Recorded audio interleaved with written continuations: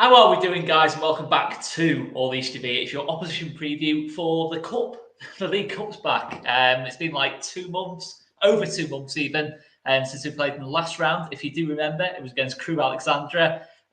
Luis Sinisterra scored a full debut goal. You guys will remember that game, but that was 2.5 months ago. We're now back into the next round of the Cup. And the next round after that is like another 3 months away. So it's quite a big quite a big gaps between games. But yes, we are back into League Cup action. I am joined by my good old mate, Dave from Talking Wolves, and his season's been as miserable as ours so far. Dave, I mean, it's incredible how it's gone so wrong this season. Or did you kind of see this coming? I didn't see it coming. I think probably from an outsider, you could see things starting to go wrong with Wolves. You saw our form towards the end of last season. I think that really sort of started to go wrong after you guys beat us at Molineux, such a dramatic game where we went down to 10 men and you came back and beat us. And that's where our season started to go downhill. And then obviously changes in the summer, change of management, the club not being really prepared. It sort of makes sense, but I'm hoping now, I'm sure we'll talk about it, a new boss coming in for the second part of the season. Hopefully we can book up our ideas and start to climb up the table again. Yeah, absolutely. And obviously, as Leeds United have shown that two wins can make a lot of difference in a whole different perspective. I do think this season, Dave, that you're never really going to truly be out of it. No team outside that sort of top 8, top 9 teams is ever truly going to be out of the relegation picture. I just think it's that tight between the teams. And I think in the games themselves, I mean, that game at the start of the season, I don't know what your feelings were on that. I thought we got lucky to win that one, to be honest, from a Leeds perspective. I think we played well in the first half, but we had probably about 30 minutes of the second half where we didn't touch the ball. We didn't touch the ball, and somehow we kind of got through that period. I mean, has that been the nature of things for Wolves, or have the results reflected the performances as well? A bit of both. I mean, we haven't been fantastic. I think, the Leeds game was a close one and could have gone either way. Obviously, you guys took your chances and we didn't. And I think, either side could deserved throughout parts of the game, deserved to get goals and deserved to get the win. But there haven't been many other games this season where we've looked comfortable or looked good. There was a game towards the start of the season where we played Tottenham and we were by far the better side, but didn't take our chances. And, against teams that are going to be in and around the top 6 come the end of the season, they will take their opportunities. We've got a couple of wins. That's all we've got this season, beating Southampton at home. That was fairly straightforward. Forest, we beat, although we made hard work of it. We had to save a penalty. The last couple of weeks have been a little bit better. We got thrashed against Leicester, which was a huge wake-up call for us because they were I think they were even bottom of the league at the time. And we thought, this would be a good game for us, and started off really well. And on paper, we dominated that game. We had over 20 shots. I think Leicester had 5 and Leicester beat us 4-0. So that was a real shock. But the last 2 weeks, we've reacted quite well. Sounds like something we'd do, that, to be fair, Dave. Yeah. It's like a game of FIFA or Football Manager, like where you just dominate in a game and nothing has gone your way. But the last couple of weeks against Brentford, last week we got a 1-1 draw. And this weekend, although we lost against Brighton, it was a much better performance. Obviously, we went down to 10 men before half time. Things are looking up a little bit, but I think it's if we can get a win this week in the Cup, that'd be great. We've got a really tough game to end this first part of the season. We're up against Arsenal at home, so it's going to be a really tricky game. That gives me a really good segue in that, because one player, of course, guys, you do remember that we are sponsored by Football Prizes, and one player who did make his debut against Arsenal was a certain Mr. Illan Meslier. We have got a fantastic prize on offer for you guys. It is a match-worn, signed Illan Meslier goalkeeper's glove. Absolutely fantastic prizes on offer. You know how good he is. We all know how good he is. In fact, I'm pretty sure, Dave, that Meslier and Jose Sa are having their own individual competition in terms of who can make the most saves this season. I mean, it's absolutely, they're so far ahead of the rest. It's absolutely just mad. I don't know if that's a good thing or a bad thing. It probably is a bad thing, really. But $4.95 a ticket, 149 tickets available. Make sure you check this one out, guys. The link in the description will be there. So do check it out. We've only got just over a day left of this competition, just before kick-off tomorrow, Tuesday, the 8th of November. Football prizes, and there's plenty of other good competitions, really good competitions on football prizes as well. Even if you're not just after Leeds stuff, we have got a little bit of everything here. on Football Prizes. So do check it out. Even Mike Tyson, Tyson Fury stuff there. So do check it out, guys. So yeah, we'll get back into it, Dave. I mean, obviously, you guys a change manager. We have stuck with Jesse Marsh. In the end, in the last two games, we've seen the positives of that. Have things? What can we expect differently from Wolves under Steve Davis? Will you still kind of sit in a little bit and be a bit more of a counter-attacking team, or are you a little bit more expansive under Steve Davis so far? It's obviously for him. He's changed one or two things, but it's still a very similar setup and way to what Bruno Lage was playing. Part of me expected after the first couple of defeats that we may see Steve Davis revert to a back five again, like we've seen historically under Lage last season, and obviously Nuno as well. But he stuck with his guns. He stuck with a 4-3-3. The one sort of piece of piece of praise I can give him is obviously after that Leicester defeat, the reaction he got out of the players was really good for the last couple of weeks. Going forward, we do look a lot better, although defensively we still aren't great. We're starting to threaten teams a lot more in front of goal, which is good. It's obviously one of our biggest struggles at the moment for the last couple of years. But yeah, I mean, in terms of system and setup, it's still similar to what we have been seeing, and that's obviously why we're quite excited to seeing how Julian Lopetegui is going to be how he's going to do, and how he's going to change things once he comes manager from next week. Well, that's definitely worth a talking point, to be fair, Dave. I mean, from a Leeds point of view, obviously, we're looking at what the teams around us are doing. Obviously, Southampton have changed managers today. Yeah. We've seen a lot of teams change managers around us, and obviously, Wolves have done. Lopetegui in the past, again, not massive links, but little tiny mentions of he might be the one who replaces Bielsa in the future, and little bits and pieces like that. But I mean, from Wolves fan point of view, you sound pretty excited there. Is that the general feeling of all Wolves fans, despite how things kind of went for him towards the end at Sevilla, that last sort of quarter of a season, and to start this season off, it's kind of gone a little bit pear-shaped. But does that concern Wolves fans at all, or are you expecting a big reaction post-World Cup from Wolves? I think there'll be a reaction, and I think obviously the good thing for him as a manager as well is obviously we're allowing Steve Davis to have these next couple of games. The original plan was actually to give him till January, so even after Christmas. But I think the good thing about this now, and the reason why Wolves fans are a lot happier with this, is that Lopetegui's almost got his own mini pre-season now throughout the World Cup. Obviously, he's going to be missing a couple of key players, but he's going to be able to go on a tour abroad. He's going to be able to have time with the players, get to know them, get his ideas into their heads. He struggled towards the end of his time at Sevilla. I don't think he was dealt with brilliantly by the Sevilla board. They sold a lot of their best players and didn't really replace them.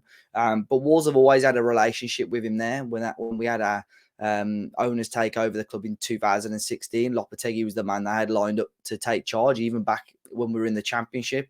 But he got offered the national team job, the Spain national team job. And to be fair, I don't blame him. If you've got to pick between the Spain national team or Wolves in the Championship, I think I know which one you're going to pick. But yeah, it's almost as if it was like destiny that one day he would rock up at Molineux. Obviously, you would have seen in the media he did reject us a month or so ago because his dad was ill. But he's had time to sort of settle down, obviously check on his dad a little bit more, and sounds like he's refreshed and ready for the challenge. I'm really looking forward to, the next week or so, seeing which staff he brings with him and seeing, obviously, in the future what tactics he implements and which players he brings in January. It's mad though, isn't it? Premier League, you look outside kind of like top 8, top 9. You've got Villa appointed Unai Emery, a Europa League winner like a couple of seasons ago. Yeah. Obviously, you guys have appointed not just a Europa League winner with Sevilla. He's finished 4th, I think 3 seasons on the bounce. Yeah. His first full 3 seasons. I mean, it's a pretty insane, isn't it, when you think about it, compared to where the Premier League was like 5 years ago, when you kind of had like Steve Bruce, Mick McCarthy, just the same kind of like Mark Hughes, the same people getting the jobs in that lot. And now you see how it's kind of changed a lot. It's I think it worries me a bit from a Leeds fan point of view. I'm not going to lie, because I can't see Wolves going down to Lopetegui.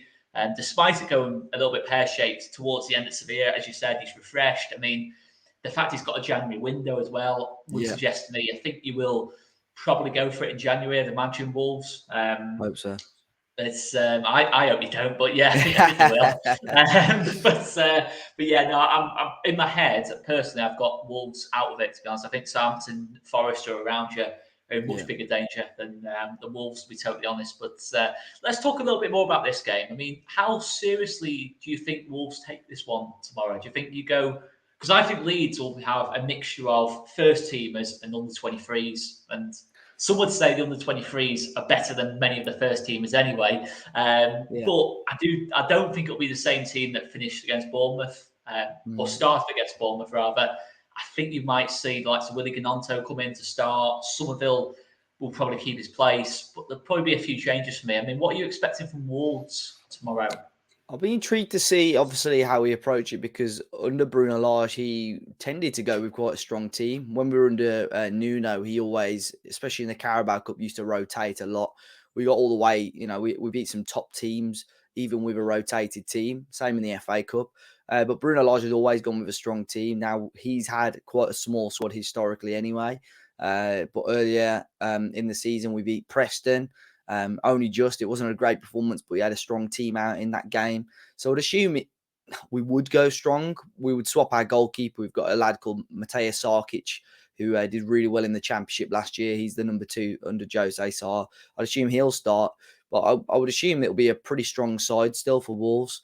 The one thing that would possibly change my mind on that is that Steve Davis, he's the under-18s manager at Wolves normally, has integrated a lot of young players and given young players debuts since he's taken over. So we may well see a couple of under-23s in the lineup. To be fair, they're playing tonight, so I'll probably have a look at who's playing and who's missing out of that team, and that'll give me an idea of who will and won't be in the squad for Wednesday. But I would imagine it'll still be a pretty strong team for Wolves. But similar to what you said, there might be one or two sort of under-23s players in the mix as well. Yeah, and I think obviously last time we played, I think one just talking about just players to watch before we go into the prediction. I mean, H. Nuri really stood out to me. I know he scored no goal in that game, but he really stood out to me in that second half. Him and Neto, obviously I know Neto's picked up an injury, but I am amazed to see Wolves where they are on the basis of how you played at El Road. I thought Neto and Eight Nuri causes so many problems on that left hand side. I don't know what the dynamic is like without Neto now. But yeah, it looks really good to me, Wolves. I mean, obviously, maybe just missing that striker. But, I mean, is there anyone you particularly say Leeds fans need to look out for tomorrow? Not just going forward, but maybe defensively a little bit more that can possibly cause us some issues? Yeah, I mean, we've had a bit of an issue defensively in regards to the fullbacks. Now, Ait Nouri had a really good game against Nottingham Forest, and then that was a few weeks ago, and the week later he was ill. And Steve Davis started a young lad called Hugo Bueno, who was in the under-23s, hadn't started a Premier League game before, and he's kept his place for the last 4 games because of how good he's been. So that's something that Steve Davis has done and given the opportunity to a young lad who literally has grabbed it and not let go at the minute. So he's been really good. But on the flip side of that, our right-hand side, it has been horrific. We've had Johnny Otto and Nelson Semedo, who are almost having a competition every other game to see who can have a worse game because they've both been horrific. And they're our 2 most experienced defenders, including our centre-backs, including the left-backs. They're our 2 most experienced players, and they've been horrific. Now, Semedo's obviously suspended, so I'd assume Johnny will play. But in regards to the players the Leeds should look out for, Neves has been Mr. Consistent again this season. A lot of rumours about him possibly leaving the club, but he's just making things tick at the minute. Mateus Nunes has still been okay. You can tell there's a quality player in there, but we're just waiting for it to click for him. He's had a little injury, but may be reintroduced for this game. And going forward, Gonzalo Guedes has been really, really quiet. We've signed him from Valencia in the summer, really struggled, but against Brighton, he looked really bright. So I think, again, if he's given the opportunity on Wednesday, he might be a bit of a handful for Leeds. Yeah, I mean, obviously, I'm surprised. Obviously, Guedes it's not quite worked because I do like my Spanish football, and I'm surprised it's not quite worked out that so far. But I think he will probably slowly kind of get into it, possibly, and probably starting from tomorrow night. To be honest, I mean, let's not make any mistake about this, Dave. We always have crazy games between us 2 teams. There's always some kind of last-minute drama somewhere, loads of goals, horrific defending, huge mistakes, some moments of quality. I can't see anything different tomorrow night. I see nothing but both teams scoring, to be honest. And like XG will be off the scale. The goalkeeper's having to make save after save. I can see another pretty open game, to be honest, with you tomorrow, Dave. I mean, what are you kind of expecting? Yeah, I'll be interested. I think It'll be interesting to see, like I said earlier, how Wolves approach this game. You would want possibly you want these games, especially for Leeds and Wolves. You know, you struggle in the league. Maybe these sort of games can give you that bit of momentum, continuing, on into the league. I know you said earlier the rounds are so spread out. I actually think the next round is the week of Christmas, before the Premier League kicks back off, which I didn't realise until a day or so ago. I did think it was into next year. So it'll be interesting. I think it's just how the club looks at this game, and if they want to use these sort of games as momentum. But I think it will be an open game. There'll be inexperienced players playing in these sort of matches. You do give the fringe players a chance to play, but it's a chance for players that haven't really stepped up so far this season, a chance to step up, and that's what I'm hoping to see. But I don't think it'll be a quiet game. Like you said, Leeds Wolves, always drama, always VAR. So I'm not sure if there's going to be VAR in the League Cup. So I hopefully, hope not. it'll be a bit quieter. Something on Yeah. VAR, isn't there? To be fair, the last few have gone for us a little bit, but Yeah. prediction wise, I'll go out. I'll throw out a 2-1 Leeds. I think it'll be one goal in it again. Yeah. It typically is between us. I mean, it's just whoever's more clinical. I mean, what are you going for, Dave? Yeah, I would say 2-1. I think it'll be a very close game. Goal either way, like you said. So, but I think Wolves hopefully will just nick it. But I think Leeds won the last two games on a little bit of form now. Possibly, we'll wait and see.